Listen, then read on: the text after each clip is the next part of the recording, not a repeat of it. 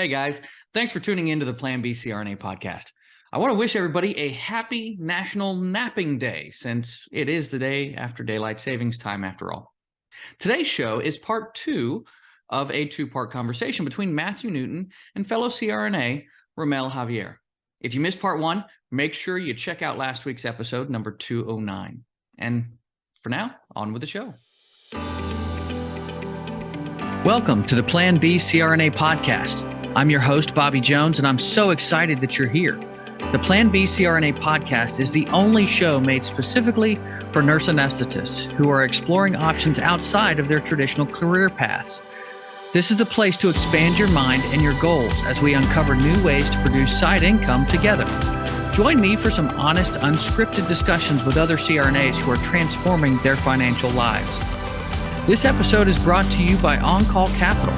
On-Call Capital is dedicated to educating CRNAs and other healthcare providers about investing outside of the traditional stock market.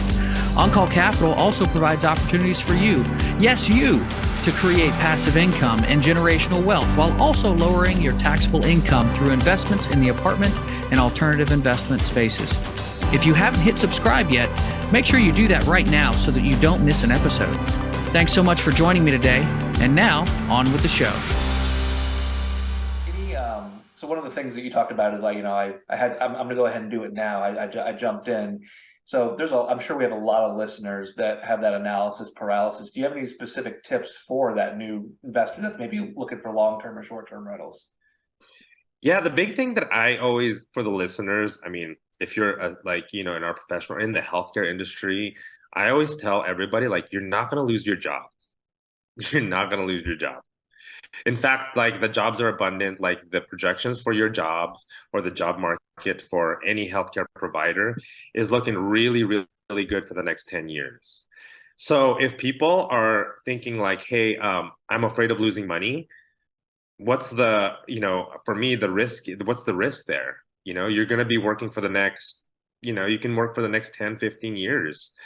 And, I would say, like, network, surround yourself with like-minded people, positive people that are, aligned with your goals. Because, I've run in circles where it's like, well, the prices are too high. And if I would have ran with the circles I'm running with today, like yourself or Clay or everybody else, I would have had like a portfolio a lot bigger than I do now 5-6 years ago. But 5-6 years ago, I was just with people that were doom and gloom. Like, it's just too much. I'm waiting for that crash again, and it's never going to happen. And the only thing that went up in the last 5 or 6 years was my wages, my salary. And I just can't imagine what I could have done with all that if I would have started this investment, journey, this real estate journey, like, 5-6 years ago. It's interesting you talk about like different circles you run, and one of my things is the person you are is a combination of the 5 people you're around and you talk to most. I think if you hang out with people that are doom and gloom, then they drag you down. If you hang out with people that are looking to better themselves, you typically better yourself. And I've always found that in life there's a lot of doom and gloom people, and they're stuck in that perpetual negativity, that perpetual analysis paralysis. And the ones that are always the loudest and the most critical of everything that you're going to do is going to fail are typically people that have never even tried or never even taken that first step. 100%. Yep. 100%. Yeah, I absolutely agree. So have you had any interesting guests thus far, or any funny follies that have happened so far? Because it was like I just literally took over the short term that Airbnb in Maggie Valley, and then it was like, I had to honor like the booking, so I didn't necessarily have like some time there to just kind of check everything out.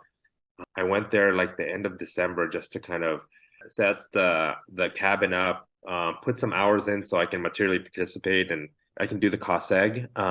But material participate because you are an active investor. Yeah. I'm the for your tax status.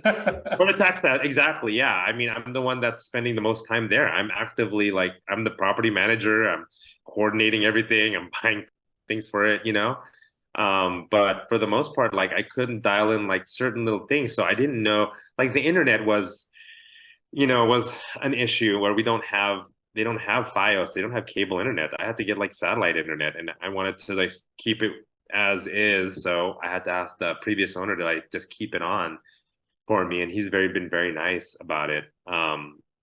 For the most part, the guests have been very understanding. I've, like I said, I have like a group of people that I, lean on as far as like being a host. I know a lot of Airbnb hosts. So I lean on a friend of mine, Ryan. He does desert concierge management, and he's been very awesome. Like I would ask him like questions like, hey, this guest is asking me for this, or this guest asked me for that. Um, and he would give me like the right answers versus what I would say. he would he would put it in a way where it's like, hey, profusely apologize. This is what's happening. I'm doing everything I can. Versus I would have been like, well, that's tough. Sorry. You know what I mean? It's hard to get to that customer is always right mentality, isn't it? Yeah. Yeah. I mean, I can get there. I can get there. I mean, in anesthesia, you can always say, well, we're going to make you comfortable. And, it's all the same kind of spiel. But when things come up, you're like, hey, how many, do you have any more pots and pans? I'm like, I'm sorry. Things like that happen. But not no, the guests have been understanding. I told them like, hey, listen, I'm taking over this short-term rental. We're gonna update it here in a couple weeks. So I apologize, but if you need anything, I'm there for you. I just want this. I want this to be the best experience as possible. I didn't want to cancel your vacations, and so for the most part, they've been very. I've had all 5 stars so far, and knock on wood, I haven't had a bad guest yet. I'm saying yeah because it's gonna come down. Have you hit Superhost status yet? No, because I think in April is when they did the reevaluation. So, we started in December. In January, I think January 1st or 30th, they reevaluate, but I didn't have it, I didn't have that many bookings yet. I think you have to have like 10 stays at least. So well, you're right there with me. I'm one stay away from Superhost, so I'm almost there. And then for the viewers that don't know, when you hit Superhost status on Airbnb, your bookings shoot up by like statistically 23 to 25%. So it's a self-perpetuating, really great booking tool if you can actually get to that point. I've actually had a handful of really interesting guests. Mine so far have always they always go like to catastrophe. And I handle it really nice. I had one person call me not too long ago. The showers don't work. None of the showers work in the rental, and I'm like, that doesn't seem right. So I called them up, and they're like, I'm like, what are you doing? And they're over there like flicking switches and stuff. And I'm like, you know how showers work, right? Like there's a handle you turn, and the water comes out. And they're like, oh, there it is. And I'm like, yep, thank you. Where do they take showers? Where do they take showers where there's a switch? The silliest things. I had one guest tell me, like, just pitch a fit. And it was so funny. And she was like, I found a mouse in a mouse trap. And I'm like, oh, well, it sounds like the mouse trap did its job. I'm like, but I don't have mouse traps in my cabin. I have them around my cabin because, it's the woods. And in the woods, there's all sorts of critters. I'm like, how did a mouse trap get in my cabin? And then so I pulled up my camera that I have on the driveway and on the front door, and I looked, and their dog brought it in. Their dog that they weren't supposed to have. And I was like, more importantly, I'm like, my cabin is not a pet cabin. Oh, and then all of a sudden that mousetrap thing kind of, I'm like, it sounds like your dog brought this thing in. So they reversed course pretty quick on that. But I still apologize for their dog bringing a mouse into the cabin, and I ended up with a 5-star review still because good customer service goes a long way. Yeah, 100%. Exactly. So have you had any issues managing from afar? No, not so far. I mean, for the most part, initially was like the cleaner from the previous host. She was not the nicest lady. She told me I had like to redo everything if she wanted to keep me on. If I wanted to keep her on board, I needed to pave the driveway, get new dishwasher, get new washer and dryer, whatever, blah blah blah. And then about a few days after, she was like, "Hey, listen, I'm gonna finish the month out, but I'm not gonna be your cleaner anymore." Ooh, so I'm like, that's stressful. Yeah. So I called, Tyler, which is, he was great. And he says, well, we have this lady there that cleans the cabin out there. She's been phenomenal. She's been phenomenal. So, for the most part, that's, we've had like one instance where the spa didn't work, and I reached out to the guests talk to them, and they're like, well, it kind of sucks that we can't reach, do the spa or use the spa or whatnot. So I profusely apologized. They kind of were like, hey, listen, we kind of was looking forward to that as far as our stay. So I had to refund them. I refunded them like $100 to apologize for their stay and for the inconvenience. And for the most part, they didn't leave me a review. So no review is good review. It's better than a bad review. So Very, very true. And the yeah, thing is, it's hard, and people don't realize that spas break down. I mean, it happens. Like hot tubs are just riddled with, if it's not going to work today, I'll get the guy out. I'm really sorry for, that you didn't book a spa, you booked a house. So exactly. here's a little bit of a discount. Thank you so much for understanding. Right. But it's funny though, because people, like, when they're on their vacation, they expect, hotel plus quality. So Yes. they don't always realize that it's, we're people too. Like, let's be polite, let's be nice. Yeah. So it's good that when they actually understand and they work with you on things. Right. And in that instance too, it's almost like, you're booking a cabin. It's not like if there was a concierge service, I would have been in the cabin, like, like a hotel. And so without us owning the cabins or owning these properties, you wouldn't have a vacation home to stay where it's like literally a whole place to yourself versus like a room, so anyway. So pulling out your crystal ball, you mentioned us in a recession. Do you see the short-term rental market getting affected? Do you have any plans to mitigate any losses for a recession? I think that the short-term rental, from what I've heard, like the cream of the crop properties and hosts they're going to rise to the top. I think the people, like the last 2 years, they just bought on a wing and a prayer. They put like bad photos up. They're just, whatever the furnishings are there, they're going to go. They're the ones that are going to lose out. And so I think a lot of the times, if you have like I know you've got your Cozy Bear Lodge Instagram, if you start pumping out more content, pumping out more, just investing in more advertisement, networking with other people in the area, those ones are going to strive, I think. But those people that overpaid for vacation rentals, thinking that it's just going to make $100K a year in a saturated market like Orlando or whatnot, I think those ones are going to they're going to hurt a little bit, So I don't see the short-term rental market going down anytime soon, just because people want to travel. They just want to get away. But when cost of flights are going to be increasing, lodging and going out of the country probably may not be the right move. They just want to go local. I think that's that's still gonna be a good chunk. I don't think we're gonna see like 100,000, these people that are making exorbitant amount of money, but you're gonna cover your mortgage and you're gonna make a little bit of money. That's how it should be. And realistically, people don't. Everybody wants to be an overnight millionaire, and nobody understands that real estate's a long-term game, but it's a long-term game that pays off exponentially. So as long as you have your plans and you have your out if something goes bad, like for your Pinehurst, or you have plan A, B, and C. I have plan A, B, and C on all mine. This is something that's actual investment that the longer you do, the better you get at it, will definitely pay off down the line. And it could set you up for an early retirement, or even set your children up for, when it's their time to take over. And right. To me, that's really comforting. And recession or no recession, as long as I do a good job and I give it my all, it's okay if it fails. Yeah. I know I did my best, and I know I didn't just jump in blindly. 100%.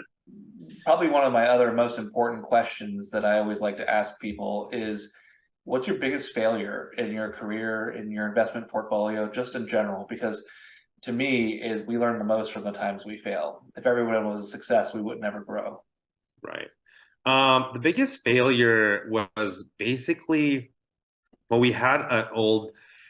Well, first of all, I bought a house in 2007 that, obviously the next year it crashed.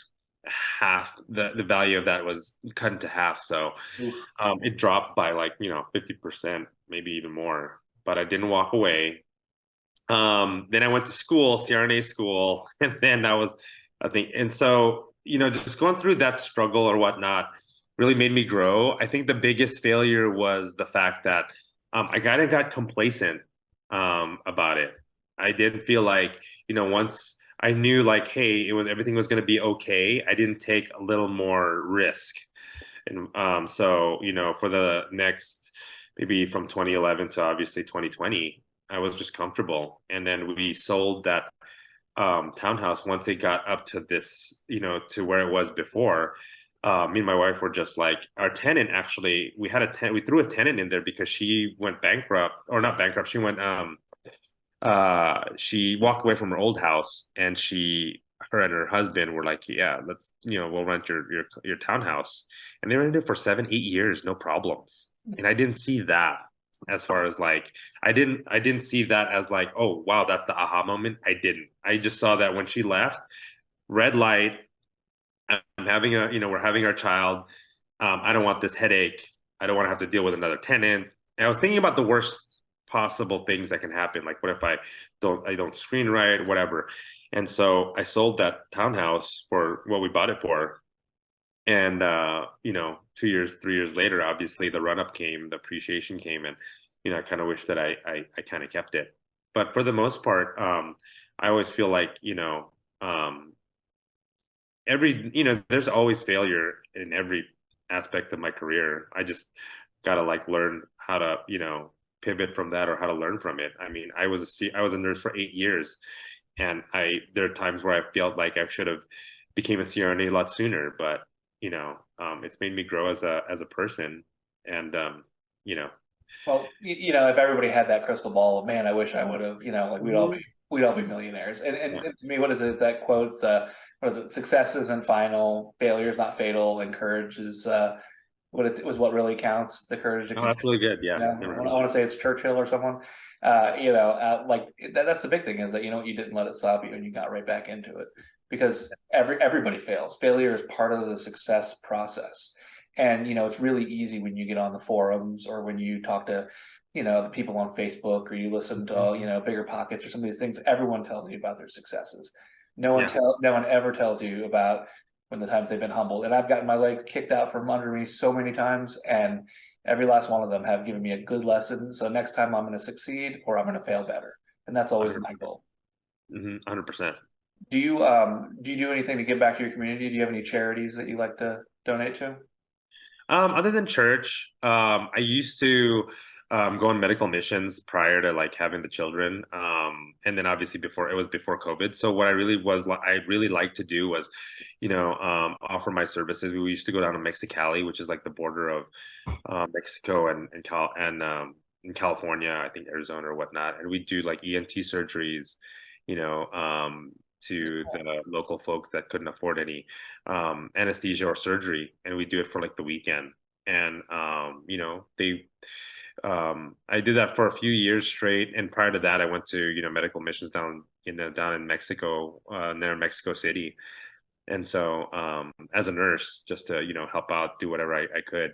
But I really want to get back into that as when the kids kind of grow up a little older, and show them that what we have right now, we're blessed beyond belief, and there are other people that are in our mind are not as blessed, but in their eyes, I think they feel like they're blessed beyond belief, just being alive, or not having these luxuries that we have. So it's interesting, because like I've been to Kenya and done some work in Africa before, and I didn't even know what poverty was until I thought I knew, and I had no idea. And it really changes your perspective on life. I think it's a wonderful lesson for kids, is to be able to, go to the soup kitchen, or even go to the old folks home and just help out, and realize just how fortunate you are. Because most people don't realize, that we have a lot of first world problems, such as, oh my gosh, my iPhone it's only a 10 instead of a 13, it really puts things into perspective when you see people that don't have clothes, or they don't eat, so I've always been a big fan of charity. Do you so this whole real estate, this whole investment journey, has there been anything that has surprised you along the way, or something that you really enjoyed that you didn't see, or a major hurdle that you've had to get over? Anything interesting like that? What's surprising, and what like benefit, like what I found like very beneficial, and really like kind of that made me feel real good, is the community in the real estate investment game. Like, I think that it's everybody been so positive. They're all wanting to help everybody out. I think it's just different from like, when I started like, a few years ago, when I started my CRNA career, like was trying to get into like, hey, can I, I wanted to work extra, maybe somebody can kick me down with some like, 1099 work or locum work. But some of them, a lot of them, they didn't want to share that piece of the pie. They were just, they were like, I'm going to keep it, close to my pocket because I don't want any competition. And then I also found that out with other things too, even with the sneaker reselling, so a lot of people are just like, well, I don't want to give you my customer base because I need that customer base. But when it comes to real estate, there's, not everybody can buy every house on the block. So a lot of the times, whenever some people like yourself, you've been very forthcoming and you've been very beneficial as far as like giving me information, like giving me some advice on, a lot of things real estate wise. I mean, you even shared your contact with me. I feel like that's that community in real estate investing. They're very helpful. They want everybody to succeed. And so that's what I feel like in this type of like, investment strategy. I feel like everybody is so helpful. They're so like that networking, the mindset there. They want everybody to grow. They want everybody to succeed. They don't want anybody to fail. That's what I thoroughly enjoy and I thought was surprising, in the real estate investment in journey. So I completely 100% agree. The real estate community is, very supportive because it's funny because I mean, you're on the mountain beside me, you're my competition and I want you to do as well as you possibly can and vice versa. And that's something that's very unique, especially in medicine and the locums world. And I mean, people are it's my pie. I don't want to share. And right. There's plenty of pie to go around, Right. Yeah, exactly. You're right. You can't buy every single house. So like, Yeah. by all means, like let's lift up everybody. Let's Yeah. create a good network and let's succeed together, Right. So here's my part. I'm going to hold you accountable. Tell me your plan for 2, 5, and 10 years down the road. What are you going to succeed at, and what's your goal? In 2 years, in 2 years, I mean, you're talking about like in every aspect or professionally or investment wise. Investment in life. What's the most important things to you? Um, Where do ongoing wise, I've always wanted to like, I've written down goals. I think the big thing is just writing goals down that can be tangible versus just saying it. I've always like this last year, I've always wanted to be a better husband. I've made it a better husband, a better father. So made it a goal this year to try to like, date my wife, try to, take her out every couple weeks. Take my son out, my daughter out, just trying to be more intentional about like being there for them, professionally, I in 2 to 3 years, I want to like be where you're at. I just want to be working when I want to work instead of like being on a schedule, I don't necessarily, I love this profession. I love this job. I love doing it. But I also want to do it on my time. If I want to spend time with my family and have those goals met, those family goals met, I need to work when I want to work. And so in 2 to 3 years, hopefully get out of the W-2 and be able to just kind of transition towards like working 1099, working whenever I want to work in my schedule, and then just spending time with family. And then hopefully having 3 or 4 more properties in a couple of years. But and then 5 years you're talking about? Yeah, like what about 5 years? What are you looking at? 5 years, I told my wife, because she's a beach person, I told her and this was like a couple of years ago, I said, in 5 years, I want to get you a beach house. And so same goal here for my wife. yeah. Because she's like, I don't like the cabins. She's like, I mean, she likes it, but she's not like someone to sit on the porch and kind of listening. She wants to see water, sand, whatever. So I told her in 5 years, I'd get it. I'd get her on like a beach house. And so I think through real estate, doing 1031, just the strategies that you can have through real estate, you can absolutely attain that. And then in 10 years, hopefully, really get to the point where me and my wife I can like work literally part-time, literally work whenever I want to work, how little I can work, and have passive income, coming in so that it can supplement our sort of a lifestyle. But there's no real number that I'm chasing. It's just more or less time, how much time That's I want the to have. perfect way to look at it in my book. Yeah. Perfect way. You're investing in your own time. It's not like it doesn't matter how many zeros are in my bank account. Right. If I can work 70 hours a week and never see my family and be completely rich, but poor in the soul, or I Yeah. can, work what works best for me, keep the bank account happy, and spend more time with my kids. And to me, I would sacrifice any paycheck for more time with my family. So Yeah. My kids unconditionally love me, whether I drive, a super nice, expensive car, or I mean, I have a 2008 Civic that I call the Black Mamba, and my son absolutely, it's got 300,000 miles on it. It's a jalopy. That's my beater car. I love it. And my son absolutely adores it. He's like, "Can I have this when I get older?" I said, "If it's still running, sure." But he cares nothing about, the value monetary wise, material wise of like certain things. He just wants to be with me. So that's great, and that's refreshing to hear. So yeah. one of the last couple things I want to ask you about is, to be a success, you can't just work yourself to death. What do you do that takes care of your mind, your body? What do you do on the side, hobby wise, to take care of Rommel? Yeah. Well, intentionally I wake up in the morning, I'll drink like literally a whole glass of water. That's just right off the bat. I read the book The Compound Effect like last year by Dan Hardy. It was a real good book, but this is when I got into the journey of like trying to be a better partner for my spouse. So, I was intentionally, there was post-its that I got from church and it said like, I thank God for whatever. It was blank. And last year I just started writing like each and every day, like what am I grateful for, that day or the day before? What am I grateful for? And so I've been doing that every day for the last year and a half. And so it kind of got me to the point where it's like, okay, well, let's wake up positive with a positive, mindset instead of having to deal with like, okay, what I'm waking up to, what stresses do I have to take, what challenges do I have to, face today? I, just intentionally just start off with, okay, I'm thankful that I woke up, thankful that I had a great day yesterday, thankful that I'm going to have a good week this coming week. So I've done that. Read a book. I was on track. I read one book a month last year, and I'm not a huge reader, but I really got better at doing that. And so now I'm like reading like Think and Grow Rich by Napoleon Hill. So that one was it's a good book. And I usually work out before I go to work, probably 45 minutes to an hour, depending on how tired I am. As I get older, it's like the workouts are shorter, but I try to do that like 4 to 5 times a week. So I do that, and that's about it.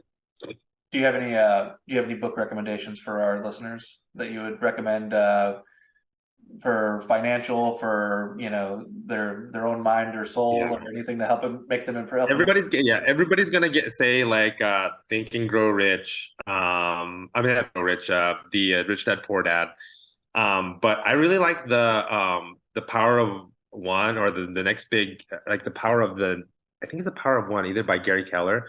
And there's an Ed Milet book. I forgot what it's called. It's like the next big thing or something like that. I'm not sure what it was. I can get it to you, but it's about having that one more conversation. Ed Milet just slips my mind, but Ed Milet wrote it. But it's about having that one more conversation, running that one more mile, getting that one more rep in, getting that one more, and he really dives deep into his relationship with his dad, and how his dad would always try to push him like, yeah, just do that one more thing, and you never know what'll happen. Having that one more, making that one more call, making that one more, like text messaging that one more person, can open up a lot more doors.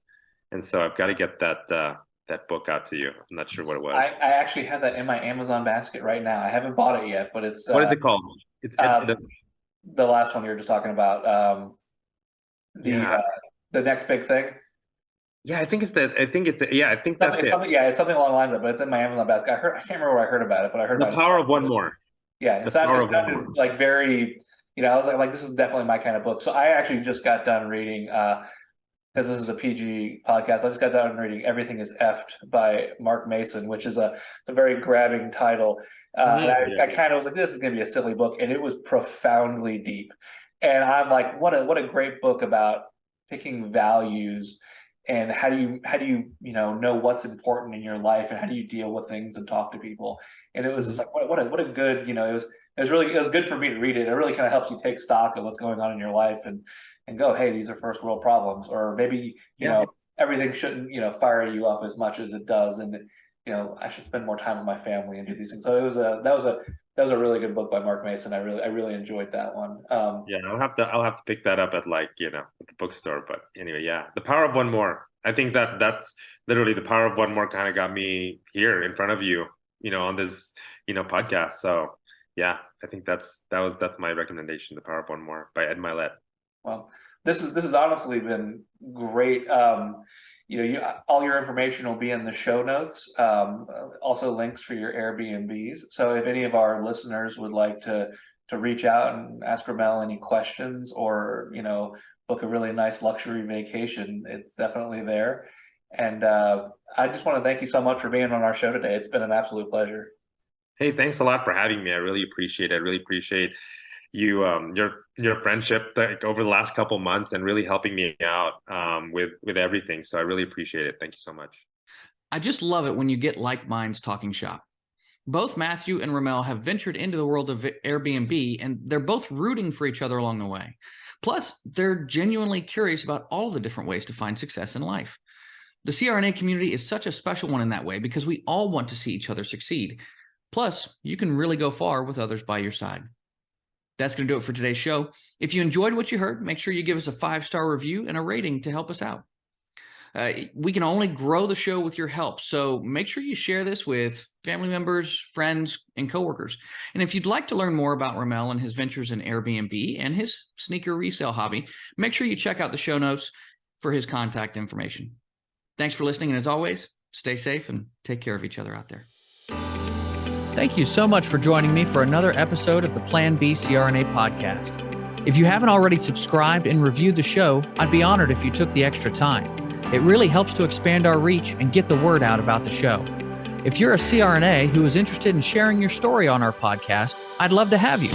Please email me at bobby@oncallinvestments.com for more information. This episode was brought to you by On-Call Capital. They are dedicated to helping providers like you develop passive income and generational wealth through investments in the apartment and alternative investment spaces. Feel free to check out their website at www.oncallinvestments.com and subscribe to their free educational email series. You can find On-Call Capital on Facebook, Instagram, and Twitter.